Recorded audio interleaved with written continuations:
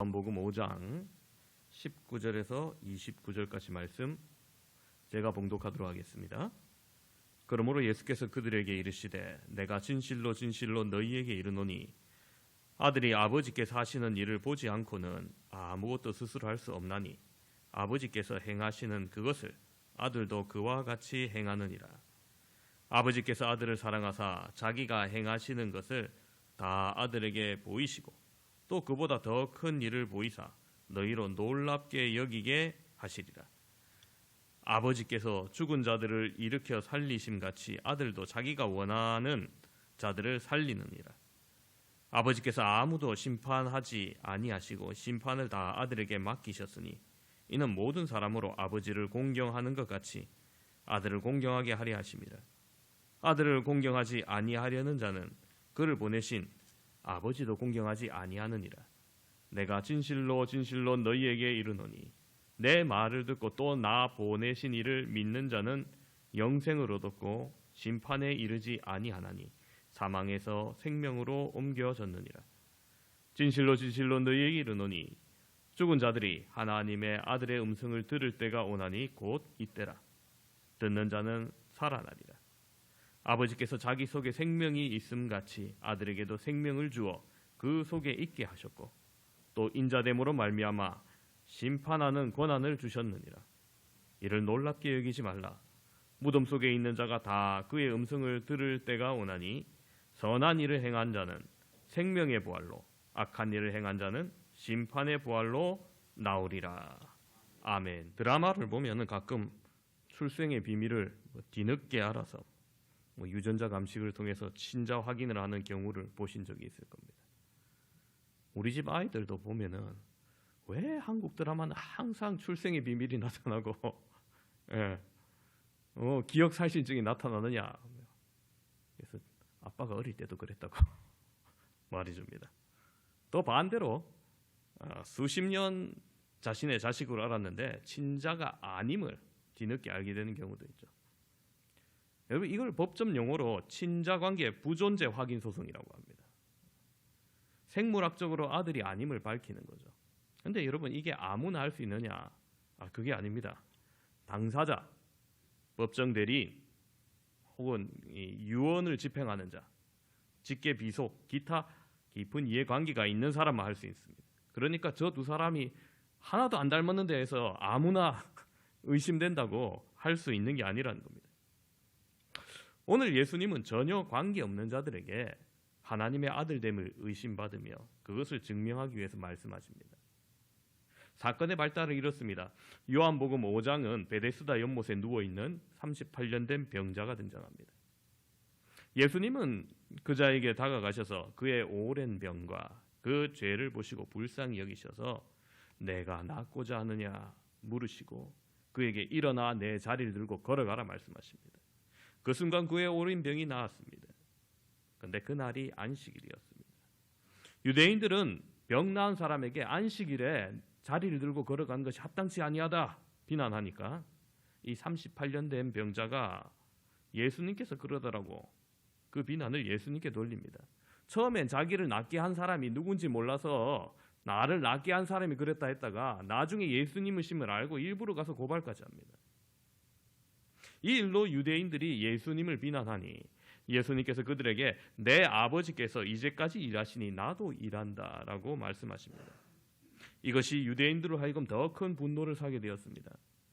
안식일을 범했을 뿐만 아니라 감히 하나님을 자기 친아버지라고 하면서 하나님의 영광을 가로채려는 신성 모독자로 그렇게 생각한 겁니다. 하지만 예수님은 하나님의 영광을 찬탈하기는커녕 오직 성부 하나님의 권리에 근거해서 그리고 하나님의 뜻에 협력하여서만 행동하십니다.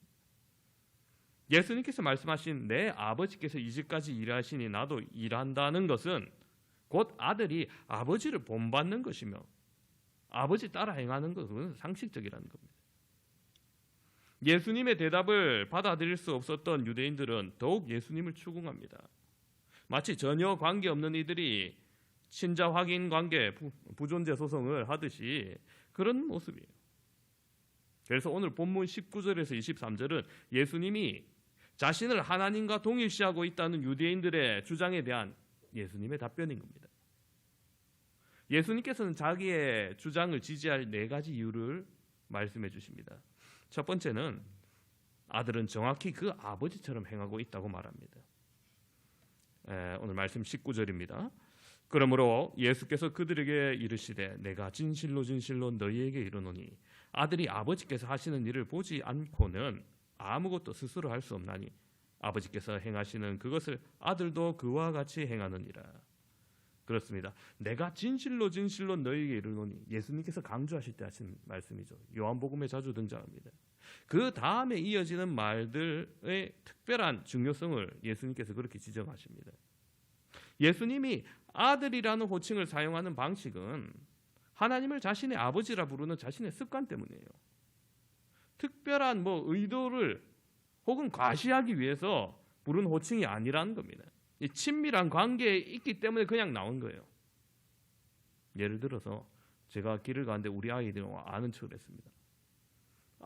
우리 집 아이들이 다른 사람한테 질문받아 야 저분 누구시냐 하는데 예 저분은 대한예수교장로회 성광교회 당회장 되십니다. 이렇게 말 안 하잖아요.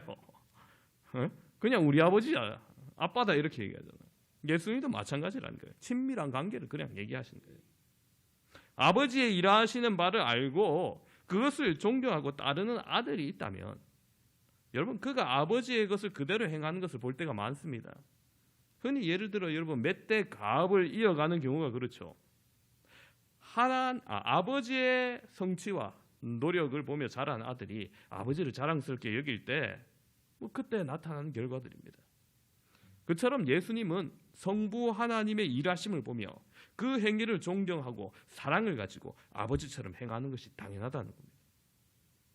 두 번째, 예수님은 아버지는 아들에게 그분들의 계획을 보여주신다는 겁니다. 자, 아버지께서 아들을 사랑하사 20절입니다. 아버지께서 아들을 사랑하사 자기가 행하시는 것을 다 아들에게 보이시고 또 그보다 더 큰 일을 보이사.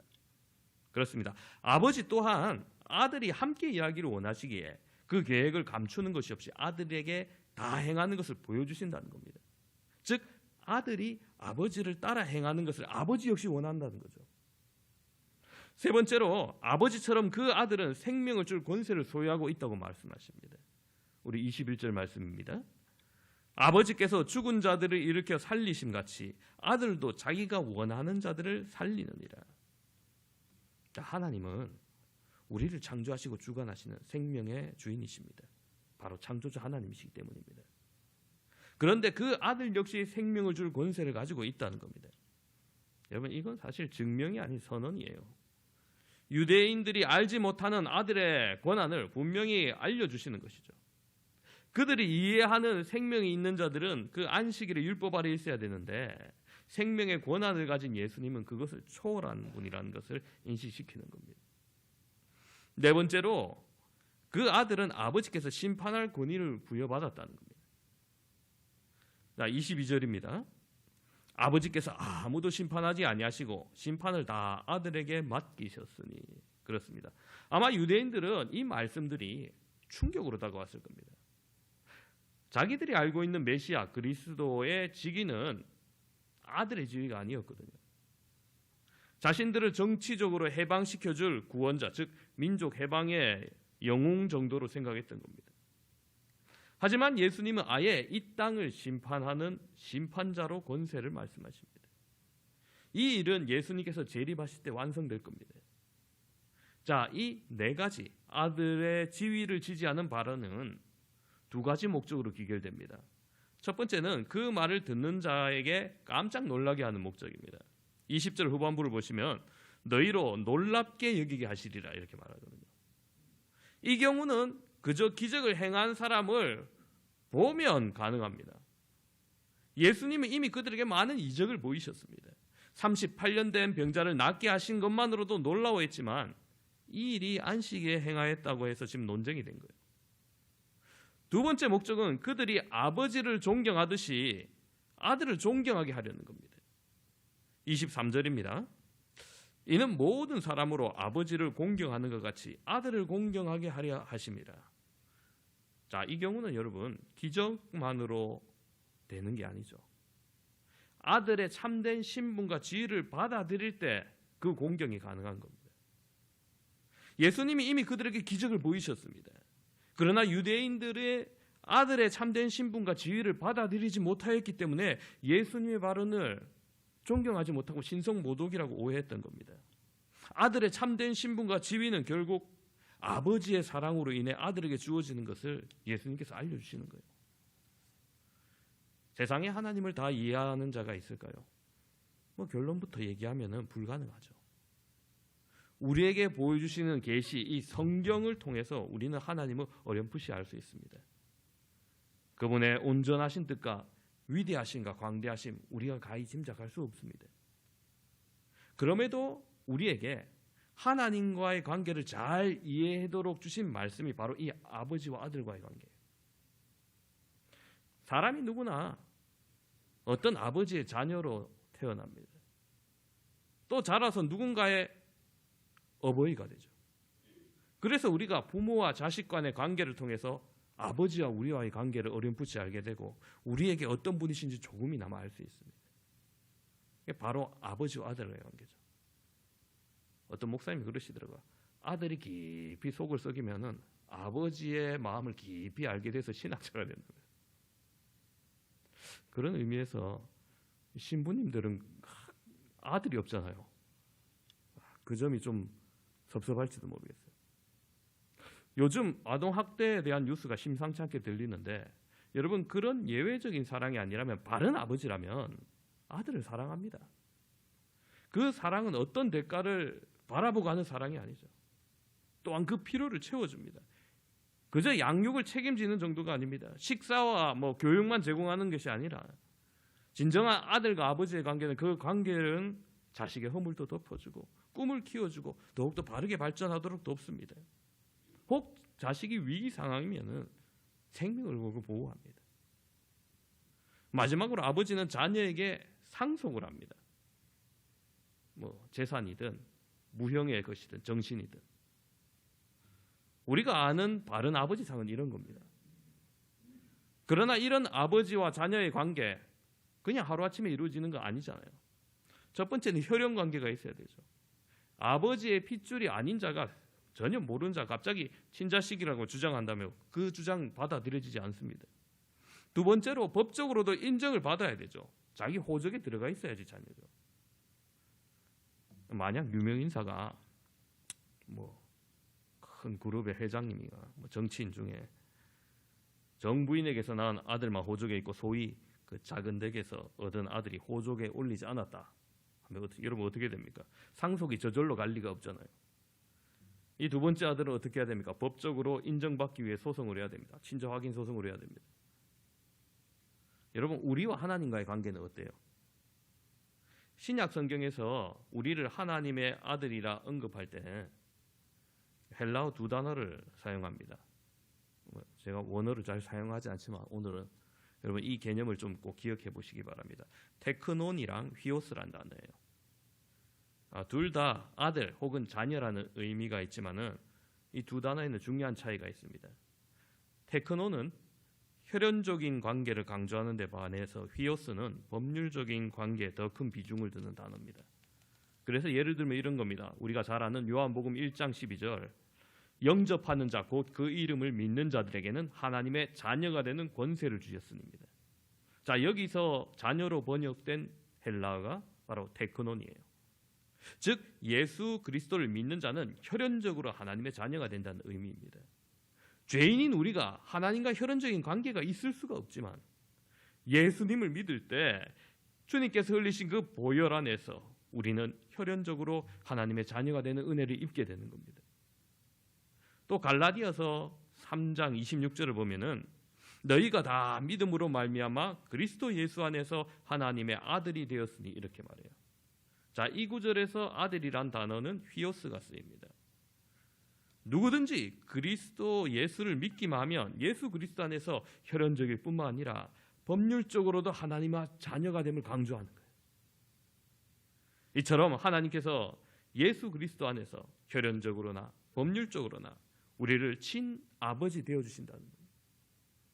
우리는 그리스도 안에서 이러한 하나님의 자녀됨을 깨닫게 될 때 그때 비로소 하나님과의 바른 관계가 되고 그 사랑을 바르게 이해할 수 있고 하나님과의 인격적인 관계가 더욱더 심화되어 가는 겁니다. 하나님과의 인격적인 관계가 깊어지는 날이 갈수록 우리가 더욱더 하나님의 자녀다운 삶이 성숙해지는 거죠. 여러분, 예수님께서 베데스다 연못에 38년 된 병자를 고쳐주실 때 중풍에 시달리던 그는 주님으로부터 깨끗함을 받고 자신의 발로 걸어가는 그 기적의 치유를 맛봤습니다. 놀랄만합니다. 모든 사람이 축하해야 할 일임에도 불구하고 유대인들은 어떻게 했습니까? 도리어 그 일로 인해 주님을 핍박합니다. 예수님께서 그 환자를 낫게 하신 날이 안식이라는 이유이기 때문이었죠. 그러나 그들이야말로 생명과 사랑이라 하나님의 법을 상실한 형식주의자들이고 안식일의 근본 정신이 무엇인지 알지 못하는 외식주의자들이었습니다. 그들의 관심은 예수님이 하나님을 친아버지라 부른 것, 인간과 하나님의 본질이 동등함을 의미하는 것으로 받아들여 그것보다 더 큰 신성모독은 없다고 생각했던 겁니다. 여러분, 이것은 하나님의 아들 대신 예수님의 지위와 권세를 이해하지 못했기 때문입니다. 그리고 오늘 말씀에 그보다 더 중요한 사실을 그들은 몰랐던 겁니다. 바로 성자 하나님이신 예수 그리스도 안에서 그렇게 말하는 그들 또한 혈연적으로나 법률적으로나 하나님의 친자녀가 될 수 있는 이 귀중한 사실을 그들은 알려고도 하지 않았고 믿으려고도 하지 않았던 겁니다. 그렇기 때문에 그들은 하나님을 믿는다고 늘 말하면서도 하나님의 자녀가 될 수 없었고 하나님과 인격적인 관계를 맺지 못했던 겁니다. 보고 무조건 그냥 따르는 법률적인 관계였던 겁니다. 그 결과 영원한 하나님의 나라로 얻을 수 없었습니다. 여러분, 얼마나 안타까운 일입니까? 오늘 본문 19절에 이렇게 말합니다. 그러므로 예수께서 그들에게 이르시되 내가 진실로 진실로 너희에게 이르노니 아들이 아버지께서 하시는 일을 보지 않고는 아무것도 스스로 할 수 없나니 아버지께서 행하시는 그것을 아들도 그와 같이 행하느니라. 여러분, 이 세상에 그 누구도 하나님의 자녀가 되지 않으면 하나님 아버지께서 하시는 일을 이해할 수도 없고 그 일에 동참할 수도 없습니다. 그럼 그 하나님의 일이 뭡니까? 바로 사람을 살리는 일이에요. 하나님의 자녀된 자만이 그 일을 이해하고 그 일에 참여할 수 있는 겁니다. 하나님의 자녀된 자만이 그 마음을 알고 하나님의 뜻과 생각과 같은 마음을 품을 수 있기 때문입니다. 불행히도 유대인들은 하나님을 친아버지로 부르시는 예수님을 죽이기까지 하며 거부했습니다. 그래서 그들은 스스로 하나님의 친자녀가 되는 길을 거부했던 겁니다. 20절은 말합니다. 아버지께서 아들을 사랑하사 자기가 행하시는 것을 다 아들에게 보이시고 또 그보다 더 큰 일을 보이사 너희로 놀랍게 여기게 하시리라. 자, 여러분, 이 말씀은 1차적으로 성부 하나님께서 성자 예수님에게 구원의 계획과 생명 살리는 일을 보이셨다는 것을 말씀한 겁니다. 하지만 2차적으로는 바로 우리가 사람을 살리는 하나님의 일에 동참한다면 하나님께서 우리에게 당신의 행하시는 것을 다 보이고 더 큰 일을 보이신다는 거예요. 38년 된 병자가 육신의 지염을 받았다 하더라도 여러분, 그가 얼마나 더 살았겠습니까? 병에 나와서 건강하게 장수했다 하더라도 이미 2000년 전에 죽었을 겁니다. 우리 육신이 아무리 오래 살아도 그것이 심판때가 되면 무슨 소용이 있겠냐는 겁니다. 영생에 들어가지 못한다면 육신의 시간이 길고 짧음은 큰 의미가 될 수 없습니다. 흘러가는 시냇물을 멈출 수 없듯이 달려가는 시간을 막을 수는 없습니다. 인간의 육체도 시간의 흐름에 따라 반드시 쇠락할 수밖에 없는 것이죠. 지금 아무리 젊고 건강하다 하더라도 멀지 않아 육신이 죽음에 이르게 됩니다. 그래서 육신이 살아있는 동안 유한한 기회의 시간입니다. 단지 이 땅에서 육체의 연수가 길었다는 것만으로도 그것이 아름답다고 평할 수 없습니다. 반대로 육체의 연수가 짧음이 안타까움의 대상이 되지도 않습니다. 중요한 것은 육체의 연수가 아니라 바로 이 땅에서 육체가 무엇을 위한 기회로 사용되었냐는 겁니다. 생이 짧았다 하더라도 그 생을 통해서 영원한 생명에 들어갈 권세를 가진 삶은 보석과도 같은 아름다운 것입니다. 아버지께서 행하시는 그 길로 행하는 자들인 거죠. 반대로 100년을 넘게 장수했다 하더라도 단지 그 육체가 쾌락과 욕망의 도구로만 사용되었는데 그 시간을 다 허비했다면 비참하기 짝이 없는 인생인 겁니다. 안타깝게도 38년 된 병자는 예수님을 만났고 또 그 은혜를 입어 육신의 시간이 늘어났지만 그 영생으로 들어가는 아름다운 결말에 이른 것은 성경에 보지 못합니다. 여러분, 우리는 영혼을 사모해야 됩니다. 예수님은 참 하나님의 아들이십니다. 그리고 하나님께서 하시려는 모든 일을 다 하십니다. 이 땅의 구속 역사와 그 결말을 아시고 바르게 이해하십니다. 그렇기 때문에 하나님께서도 예수님으로 심판의 권한을 주셨습니다. 27절을 보시면 또 인자됨으로 말미암아 심판하는 권한을 주셨느니라. 예수님은 아들의 지위와 권한에 대해서 유대인들에게 그렇게 설명해 주시면서 여러분 그 목적이 단지 자기를 핍박하지 못하게 하고 이해시키는 데 끝나는 것이 아니라 그들도 복음을 믿어 이 영생을 얻기를 원하셨던 겁니다. 오늘 말씀의 핵심입니다. 24절입니다. 내가 진실로 진실로 너희에게 이르노니 내 말을 듣고 또 나 보내신 이를 믿는 자는 영생을 얻었고 심판에 이르지 아니하나니 사망에서 생명으로 옮겨졌느니라. 할렐루야. 그렇습니다. 하나님의 아들됨과 그 지위와 권세를 의심하는 자들이었지만 그들도 영생을 얻어 심판에 이르지 아니하기를 사망에서 생명으로 옮겨지기를 원하셨던 겁니다. 예수님께서 말씀하신 영생과 심판은 여러분 지금도 진행 중입니다. 우리는 이 땅에 살고 있지만 분명히 또한 무덤 속에도 들어갈 겁니다. 그러나 무덤 속에 있는 자들도 예수님의 음성을 들을 때가 온다고 오늘 말씀합니다. 이것을 부정한 자들이 있어요. 먼저는 자기가 언젠가는 무덤 속에 누워야 할 유한한 존재임을 늘 망각하고 사는 사람들입니다. 머릿속은 알죠. 언젠가 죽겠지 사람. 그런데 늘 영원히 죽지 않을 사람처럼 살아가는 거예요. 그 다음으로 혹 자기의 죽음을 인식하고 있다 할지라도 그 이후 하나님의 심판을 믿지 않거나 믿지 못하기 때문에 이것을 부정하는 사람들이죠. 자기의 죽음을 망각한 자 혹은 자기 삶에 대한 하나님의 심판을 부정한 자의 육체는 반드시 허망한 욕망과 쾌락을 위한 수단으로 전락해버리고 맙니다. 죽음과 심판을 외면한 자가 섬긴다 하더라도 그것은 결국 자기 욕망이요 자기 실현을 위한 쾌락에 지나지 않기 때문입니다. 사람이 원치 않는다고 해가 지지 않죠. 해는 언제나 집니다.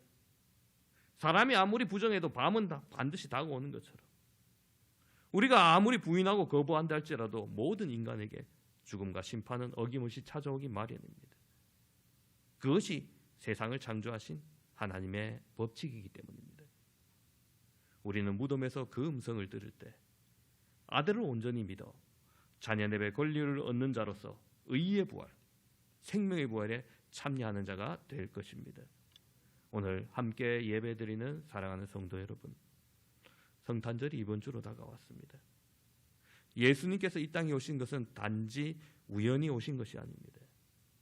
아버지 되신 하나님께서 우리를 위해서 아들을 내어주시기까지 하는 그 사랑, 놀라운 사랑과 아들이 아버지를 사랑하고 신뢰하기에 그대로 행하려는 아들의 놀라운 순종이 만난 기적의 현장이 바로 예수님께서 이 땅에 오신 사건인 겁니다.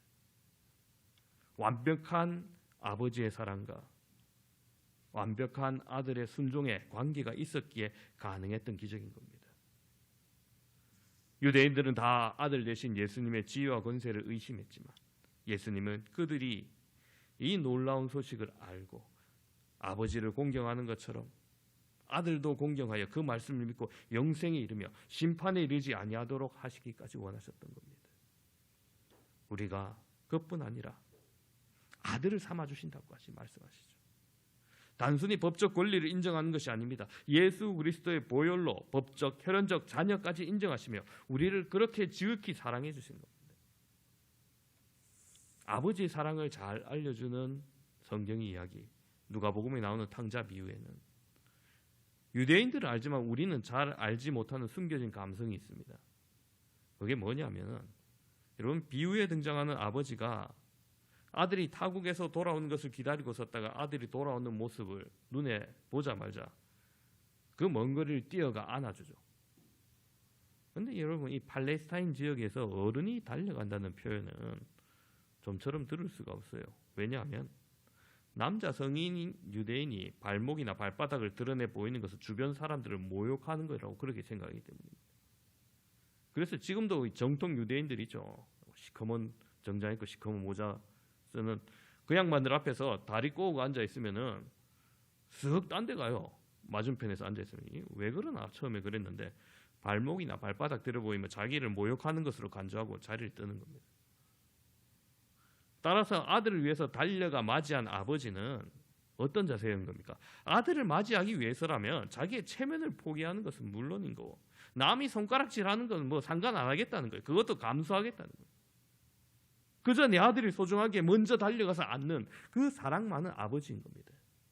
바로 그 아버지가 우리의 하나님 아버지인 겁니다. 오늘 함께 예배드리는 모든 분들이 아들 되신 예수님의 말씀을 믿어 우리도 하나님의 자녀가 되는 권세를 부여받아 사망에서 생명으로 옮겨지기를 축원합니다. 우리에게 영원한 하늘나라를 허락하신 하나님의 은혜에 감사하며 또 그 나라에 들어가기까지 아들의 편에 서서 선한 싸움 싸워 생명을 살리는 승리를 경험하시는 저와 여러분 되시기를 주님의 이름으로 축원합니다. 기도하겠습니다.